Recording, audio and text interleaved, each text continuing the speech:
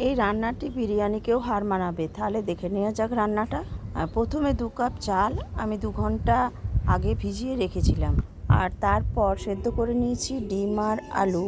সেদ্ধ করা ডিম আর আলুর মধ্যে নুন আর হলুদ মাখিয়ে লাল করে ভেজে নেব। তারপর কড়াইয়ে তেল দিয়ে দেবো তেজপাতা, শুকনো লঙ্কা আর দারচিনি।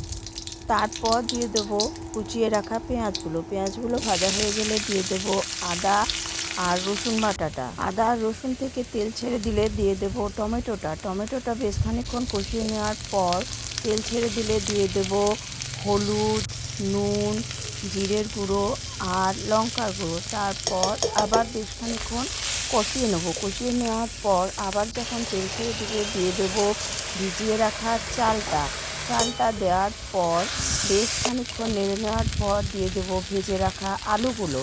তারপর জল ঢেলে দেবো। জলটা দেবো যে পরিমাপে চাল নিয়েছি তার ডবল জল দিয়ে দেবো।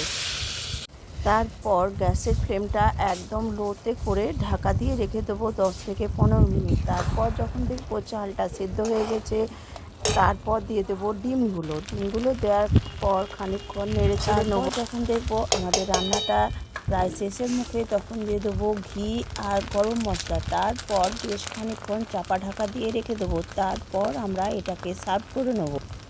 এই রান্নাটা কিন্তু বিরিয়ানিকেও হার মানায়, তাই একবার হলেও বাড়িতে বানিয়ে দেখবে।